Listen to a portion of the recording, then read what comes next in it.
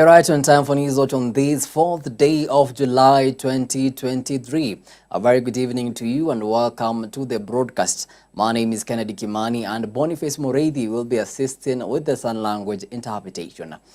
Now, Deputy President Rigathi Gachagua joined leaders and Kenyans today at Londiani for the interdenominational prayers and fundraising in support of families of the Londiani tragedy. The DP condoled with families who lost their loved ones in the tragic accident that claimed at least 50 people, where he said that the government will support the families, including offering financial support to aid in their burial preparations. The DP at the same time called upon road users to be vigilant to prevent similar occurrences in the future, while warning that the government will do everything in its power to enhance road safety. Waziri wetu Kipchumba Murkomen, anakuja hata. Rais amekuagiza ufanye kila jambo litawezekana kudeal with road safety, kwa sababu watu 5,000 kwa kila mwaka is too much for the country. Na waziri unaweza fanya mambo mingi sana ya barabara ya nini, lakini I would like to encourage you to focus on road safety as your legacy for the time and the opportunity you have to serve in this ministry. I want to assure you of the support of the President and I and the rest of us in coming up with practical interventions and solutions to bring sanity on our roads, so that we can create sanity in our roads and save lives, because this is very painful. We have decided as a ministry that we will issue new regulations and we will need support of Parliament. And when the regulations get to Parliament soon, Your Excellency, we want all commercial and PSV vehicles and school transport vehicles must, the word is must, be fitted with dashboard cameras and vehicle telematics. Away from that, and Azimio leader Raila Odinga has said that they will launch the third liberation on Friday during the Saba Saba protests in Kamukunji grounds, Nairobi, and various parts of the country. Speaking today in Nairobi, the opposition leader said they will initiate signature collection campaigns on Friday to express their rejection of all the term as illegitimate Kenya Kwanza regime and its punitive tax policies. Odinga has urged Kenyans to turn up in large numbers on Friday and raise their voices loudly and clearly on issues that affect them, adding that the sole weapon is the sovereign power to protest, boycott, and engage in civil disobedience. We are embarking on some drastic actions against the Ruto illegitimate regime because of Ruto's own actions against us. Ruto is imposing taxes on us without our consent and making laws whose net effect is to make life increasingly difficult for our people. We are here because the taxation situation in the country and its accompanying injustices can no longer be tolerated. Now it means sacrificing. Yes, it means sacrificing at points. But there are some things that we've got to learn to sacrifice for.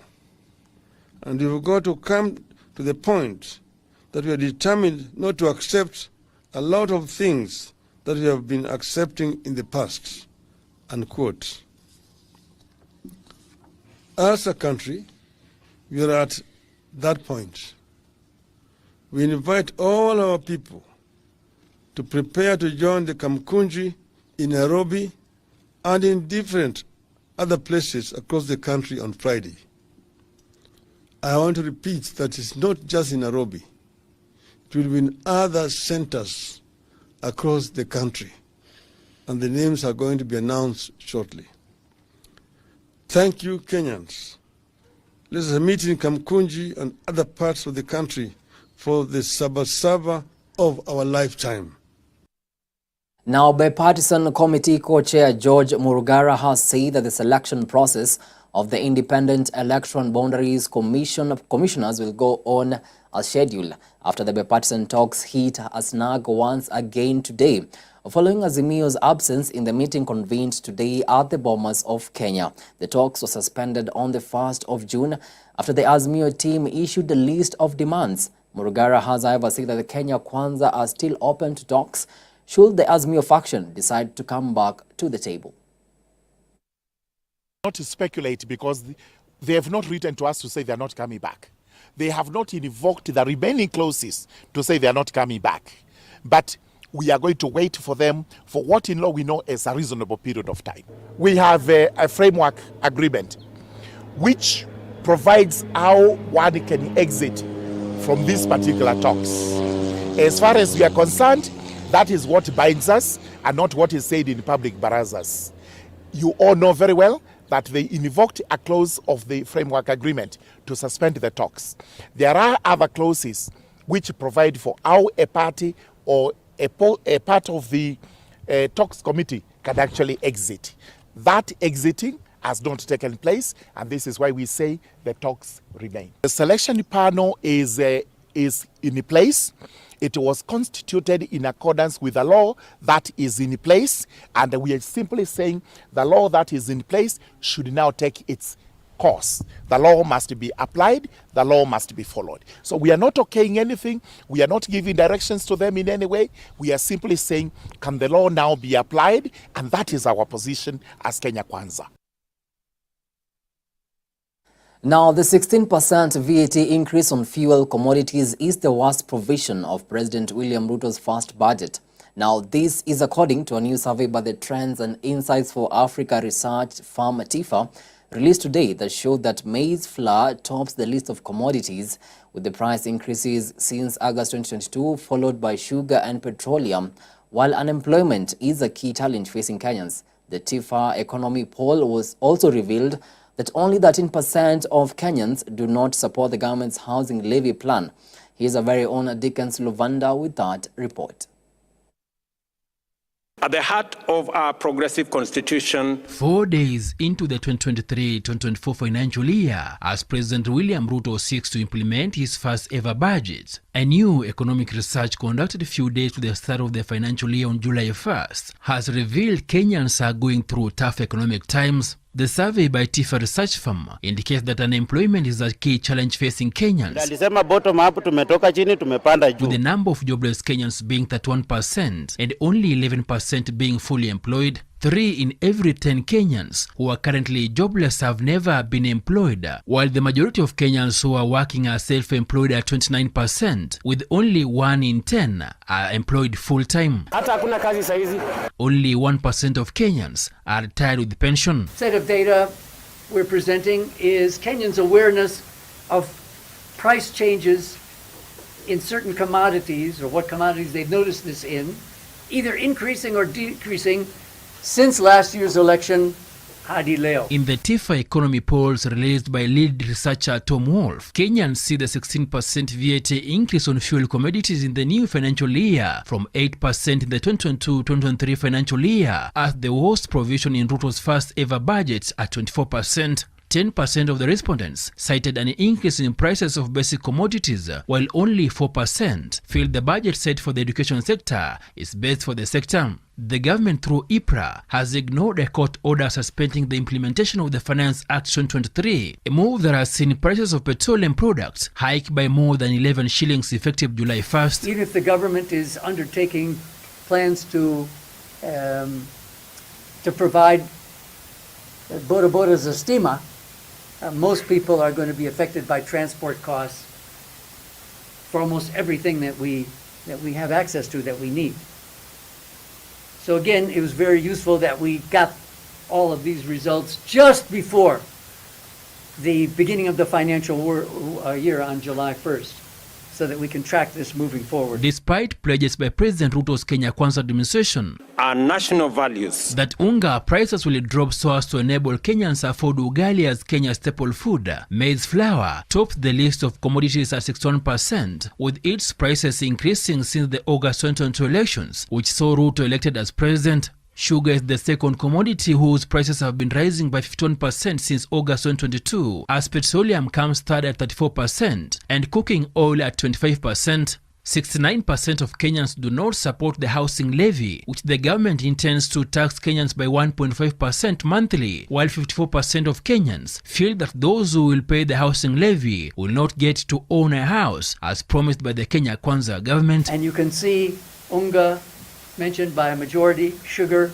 just over half, petroleum products a third, and that's even before last weekend's increase. Remember, the data was collected, we stopped. The TIFA Economy National Survey, where 1,530 respondents were interviewed through the computer-assisted telephonic interviews. The interviews were conducted across 9 zones of Central Rift, the Coastal Region, Lower Eastern, Mount Kenya, Nairobi, Northern, Nyanza, South Rift and Western Kenya. The aim of the poll, according to Wolf, was to find out the state of the economy as experienced and perceived by Kenyans. That's an excellent question also. Dickens Luvanda, Hope TV News.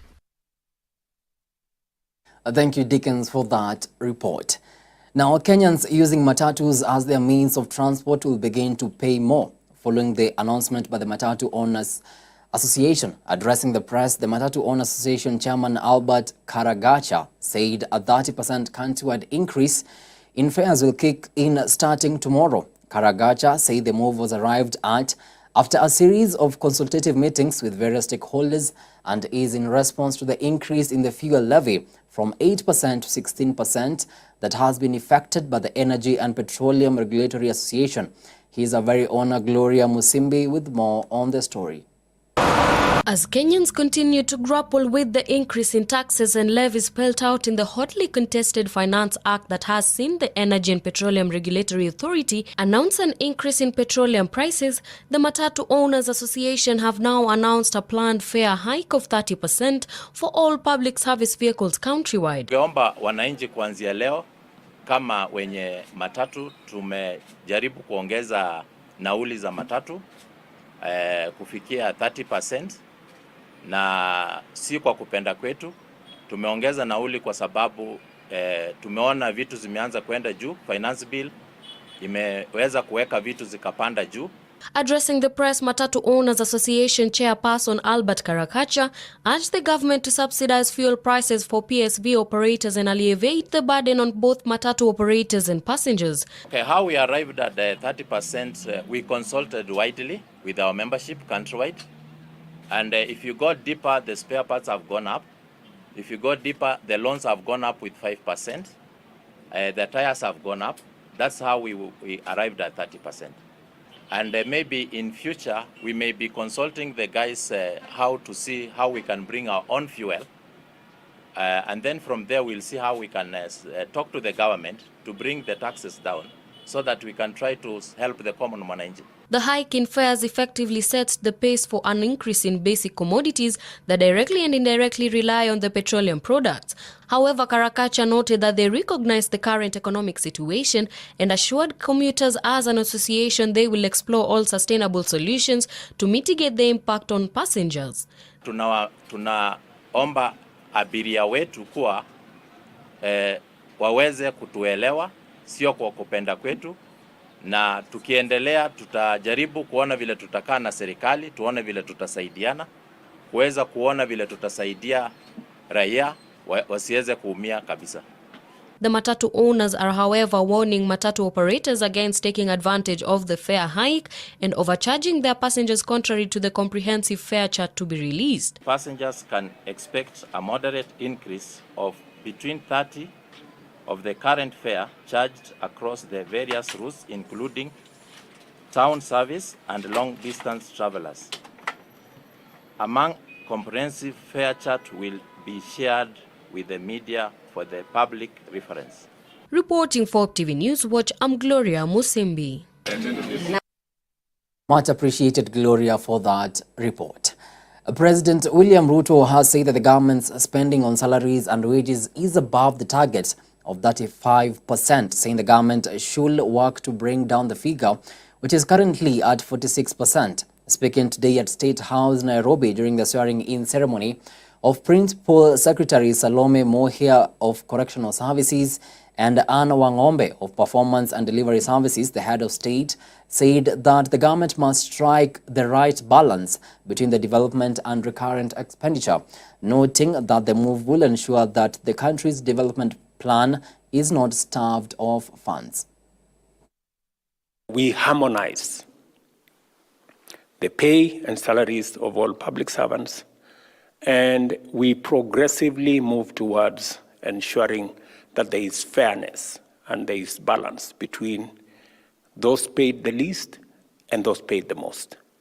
It's already a live conversation in the Republic of Kenya, and we expect that the Prime Cabinet Secretary's office and your State Department will work with the rest of government to make sure that we harmonize all the skills and salary cadres and the different compartments of our public service, and make sure that we are all working in concert and we are working together towards the same goals of ensuring that there is high productivity and there is fair remuneration for all public servants.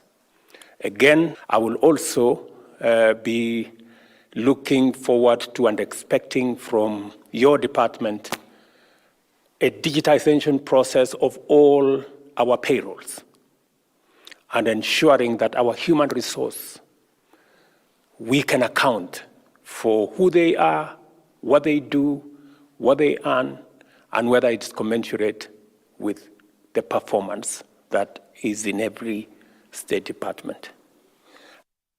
Now, on that note, it's time for a quick breather here on News Watch, but we still have more stories. See you on the other side.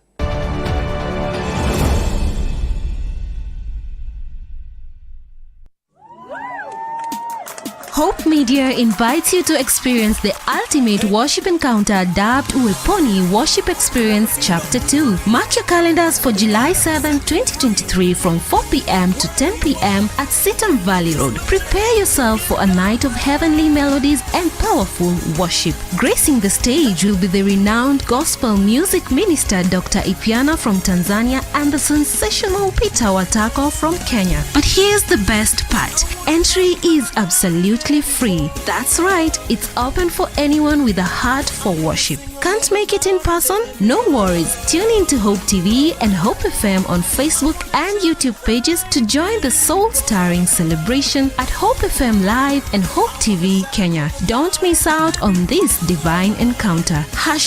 #Experience Hope. Every Wednesday at 7:30 p.m. Spotlight. Do you feel that they are in a place where they can effect a Barack Obama moment? When you hear the word of God and you hear Jesus is speaking. Real talk on real issues. You know, the Bible says faith without works is dead. The truth of the gospel that will survive the time is not a health and wealth gospel. When there is time to harmonize and bring one composite amendment. With idealistic, thought-provoking guests. So people come to be serviced, to be encouraged, to be empowered. When the storm is over, you desire the closeness you have with God. Hosted by Reverend Edward Furi.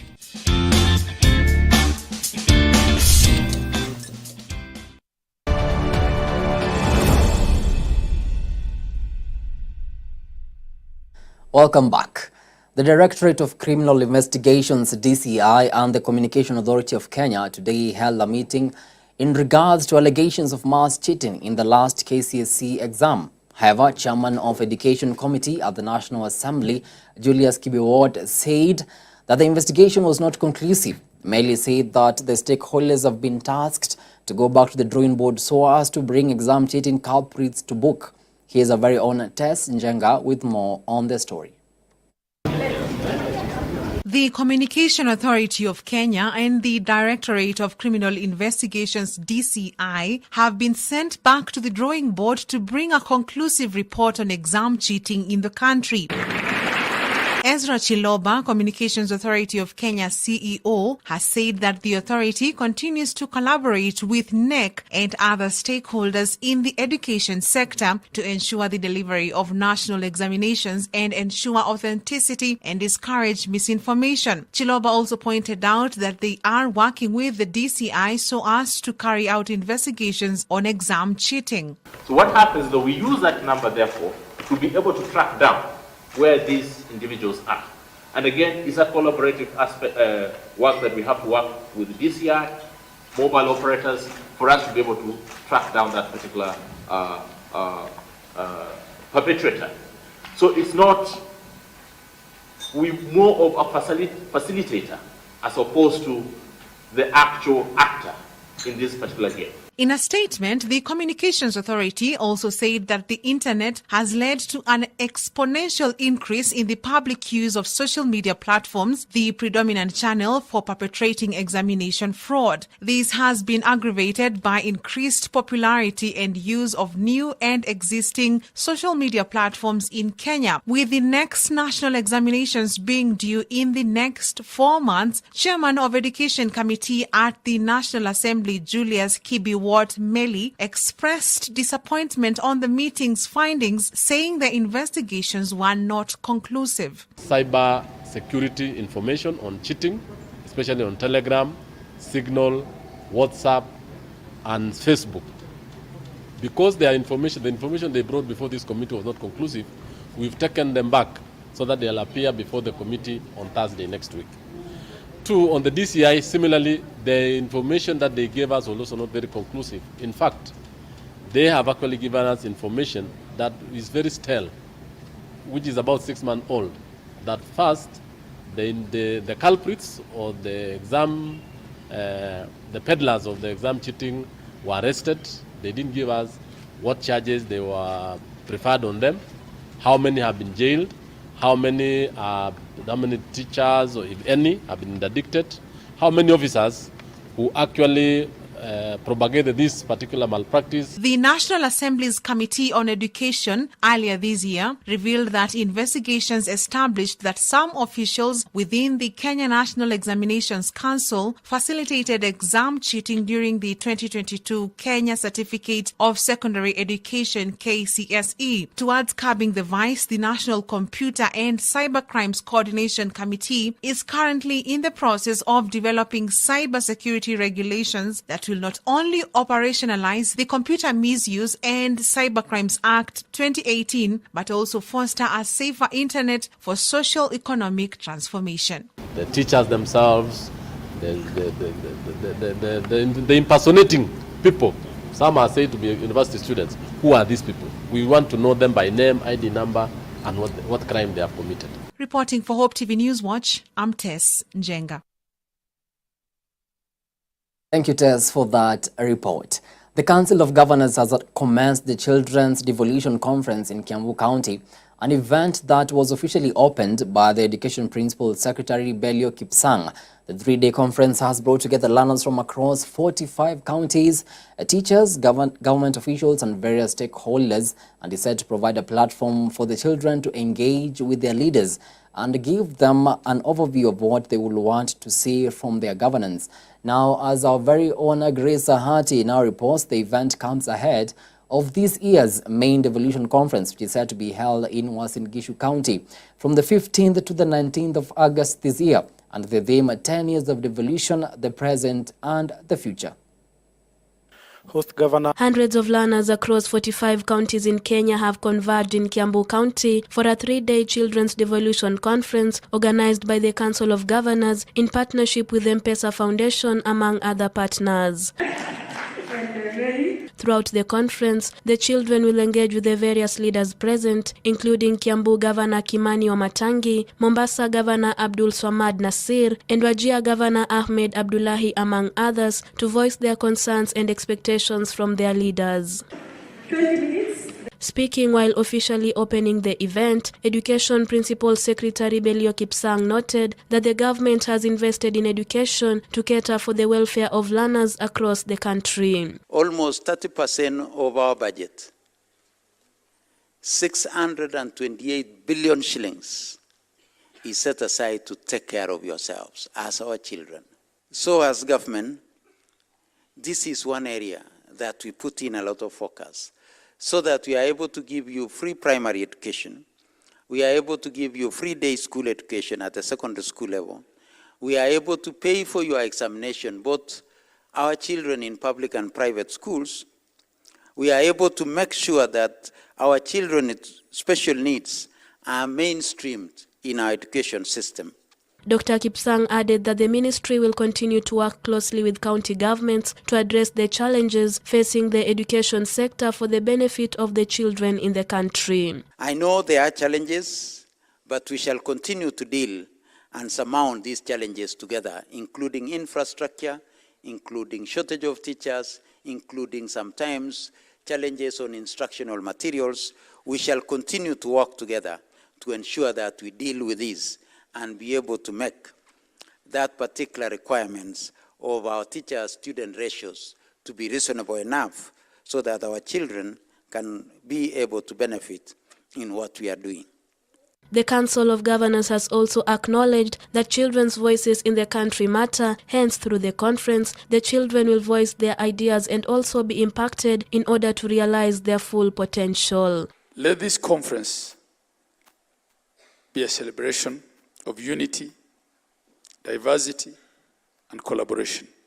Together, we can build a future where every child's voice is heard. Every child in all these centers in Kiambu County will be provided with nutrition or nutritious uji or porridge in the morning, and every child in Kiambu County will have an egg every day for 3 days in a week. On his part, the Kenya Children Assembly President Samuel Smith urged the learners to seize the opportunity they have with their leaders to be vibrant, speak out and interact with them fully. So I would like to urge you, my fellow children, to be vibrant and speak out. Reporting for Hope TV Newswatch, I'm Grace Ahati. Much appreciated, Grace, for that report. Now, in a bid to protect the environment and ensure sustainable forest management, a group of environmental experts under the Green Thinking Action Party are calling on President William Ruto to reconsider the decision to lift the logging ban in state forest. The ban, which was implemented in 2018, was instrumental in curbing illegal logging activities that had devastating effects. Here's that report by our very own Cynthia Masibo. The logging ban in state forests was initially put in place due to the rampant illegal logging that was degrading the nation's public forests. The task force, chaired by Dr. Isaac Kalua Green, the chairperson of the Kenya Water Towers Agency at the time, worked diligently to assess the situation and propose recommendations for sustainable forest management. That Kenya has got so much unfinished business, particularly based on a report that was released on resource management and logging activities in our country, which was done in 2018. We have had concerns across the country by the membership of the Green Thinking Action Party, which led to urgent meetings that ran overnight until almost this morning to see how best we can be able to add value in a manner that is very constructive, not opposing anything for the sake of opposing it. Their report, comprising 26 recommendations, was presented to the Deputy President William Ruto, who expressed his commitment to implementing the suggestions, acknowledging the difficulty of some decisions but emphasizing their necessity. However, the Green Thinking Action Party is emphasizing that certain key factors have remained unchanged since the ban was first instituted. Heavy rainfall patterns have persisted, with 5 consecutive failed rain seasons magnifying the need for fully grown trees to support water retention and ecological balance. That the government has been doing a lot. We also want to appreciate the fact that the statement made by the President of the Republic of Kenya must be very well informed and very professionally advised, supported by the ministry, and therefore we do not fault the basics of what was released. One of the major challenges highlighted by Dr. Kalua is the urgent need to expand Kenya's forest cover. Currently, the country loses 50,000 hectares of forests annually, while the replacement rate falls short, with each Kenyan utilizing the equivalent of 3 fully grown trees per year. A staggering 150 million trees are consumed annually, far exceeding the country's timbers production. To combat this, Dr. Kalua suggests importing timber from African countries with a forest cover of more than 50% until Kenya's own forest cover surpasses this threshold. As the debate continues, the future of Kenya's state forests hangs in the balance, awaiting a decision that will shape the country's environmental progress for years to come. Reporting for Hope TV, my name is Cynthia Masibo. Thank you, Cynthia, for that report. Bungoma County Senator Wafula Wakoli has asked Interior CS Kithure Kindiki to address the insecurity issue, which has become a chronic problem in the county, especially the bandits who terrorize Bungoma residents. Wakoli says that the government has already allocated sufficient funds to the ministry and it should therefore be responsible for the safety of the people. The levels of insecurity in Bungoma is very high. Majambazi wanaua watu wetu usiku na mchana. Hapa Kimilili, huko Mount Elgon, huko Webuye kwa Dina, huko Kandui, huko Maren. Watu wanauawa kila uchao. Nimemwambia Mheshimiwa Kindiki, my friend, tulipigia serikali hii kura, tumewapitishia bajeti ya usalama. Cha muhimu, linda watu wangu wa Bungoma, kwa sababu damu ya mtu wa Bungoma ni kama ile damu ya mtu wa Mlima Elgon na damu ya mtu wa Mount Kenya, and we are not seizing any ground. Tunataka haki yetu. Moving on, and 5 primary school pupils from rural schools in the country have emerged top in the second edition of the Pwani Oil Sawa Essay National Writing Competition, where over 7,000 schools across 42 counties participated. Ashley Mishere Kiumbe from Nyeri, Joel Chelot from West Pokot, Carol Shelmith McKenna from Embu, Deborah Wanjiko from Nairobi, and Isabella Amanda from Isiolo emerged as the overall national winners of the competition. Each of the 5 winners received a 3-day fully paid trip to Mombasa and were awarded certificates, trophies, and assorted gifts. This competition is an excellent example of such an environment, and it provides a platform for students to showcase their writing skills and creating thinking, and to develop a love for writing. This is the kind of environment that we will help our children grow and become well-rounded individuals who can contribute positively to the society. Therefore, as a ministry, we endorse this competition and encourage all grade 6 and grade 7 pupils to participate in it anytime it is rolled out. Together, we have enhanced the creative writing and thinking abilities of pupils from 7,361 schools across 42 counties out of 47 in Kenya. What an achievement. Indeed, I am honored to be part of an organization that believes in the power of ideas and the strength of the written word. Through this competition, we have sought to ignite the flames of creativity and inspire the next generation of thinkers and storytellers. This writing competition was not just an opportunity for pupils to showcase their literary prowess, but also a platform for them to explore their imagination, to express their thoughts, and to ignite the passion they have for the written word.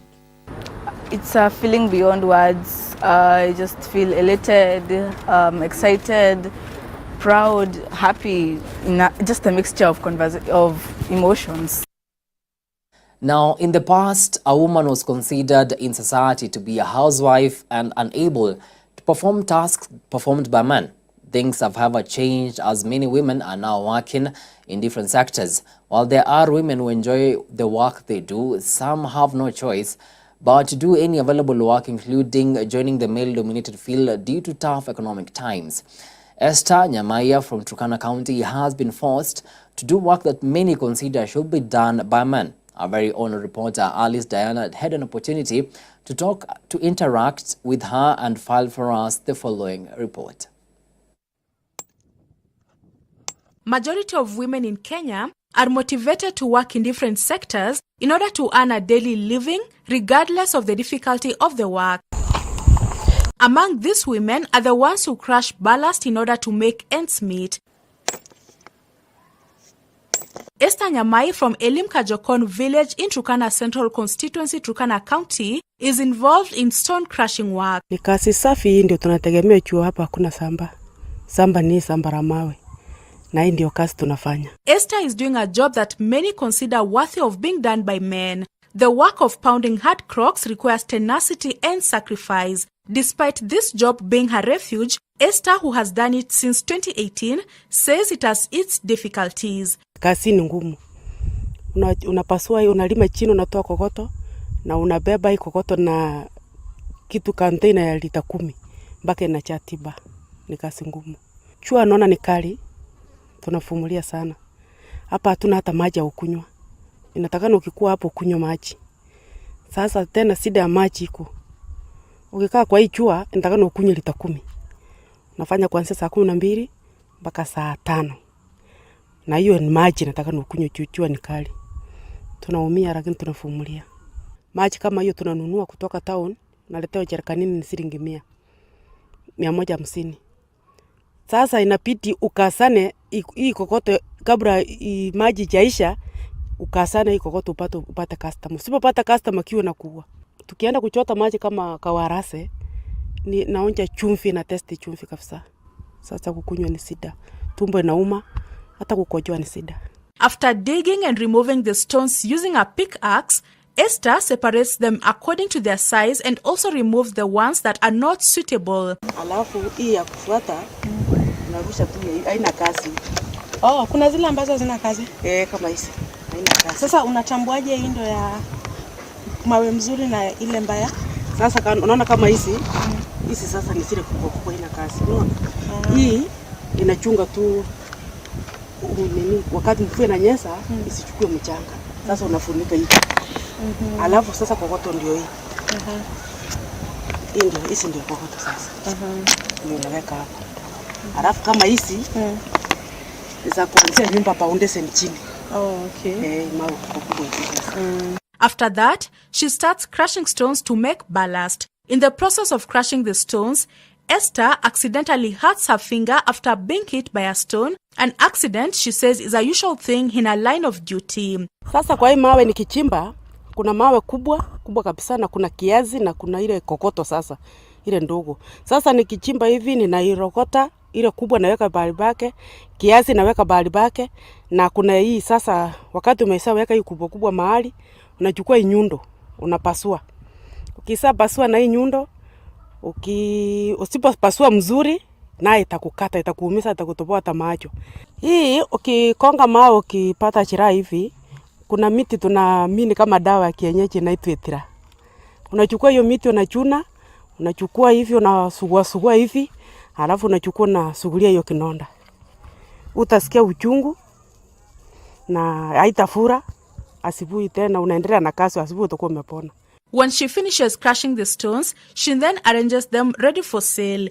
Esther, however, says there are times when ballast and stones stay longer before they are bought. Kuna yenye tunauza kama tipa ile kubwa ni 8,000, alafu kuna ya kufuata ni 5,000 na kuna ya kufuata tena ni 6,000. Na sio haraka hivyo, unaweza kata 300 bila kuuza. So who are her customers? Kuna mzee alikuwa anaitwa Mzee Chumano, lakini sasa hizi ni marehemu, ndiye alikuwa anatusaidia sana. Na sasa hizi kuna maroli zinakuja tu hata tujui, bora sasa hizi tunapatisa. Bora umeona roli. Alafu ikikuja kuchukulia wewe sawa. Ni nini kinakupa motisha ya kuendelea kufanya kazi hii na labda usitafute riziki nyingine? Sasa mimi kwa upande yangu sasa nilitoka nchi ya South Mugirango, lakini nilioleka nchi. Mimi niliotoka mbali lakini nilioleka nchi. Na nimekaa nchi, nimekuwa mzee. Hapa kuna watoto wanasoma, wadogo wanasoma kwa shule huko, na ninaona ninakuanga na vitu kama mbuzi kiazi. Sasa nikienda mbali ama niseme nienda kwa soko huko kurudi, unapata mbuzi labda imepotea, watoto huku njaa na maji hakuna. Sasa nanipiti naona afadhali nichimbe kokoto nikiusanga, hata hii ni kazi. Na ninaona inanisaidia. Ngarawe nachukua muda lakini inanisaidia. This is her appeal to local leaders. Sasa tulikuwa naomba hata wakubwa wetu wapate kutusaidia watuongezee bei. Even though this work of breaking the ballast and hardcore is not easy, Esther, who has done this job for 5 years now, says that this is the only job she can do so as to feed her family. And if she is not doing this work, then her family might go hungry and even children miss to go to school. For Hope TV News Watch, from Elim Kajokon village in Turkana County, I'm Alice Diana.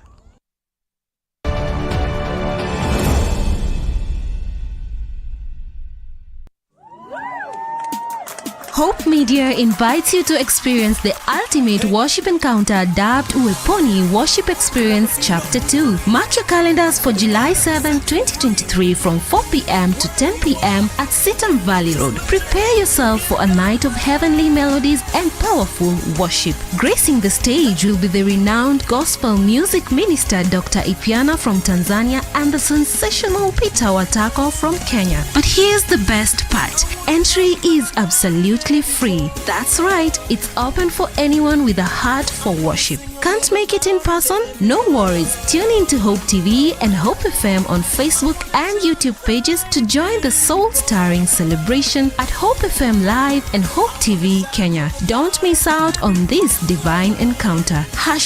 #Experience Hope.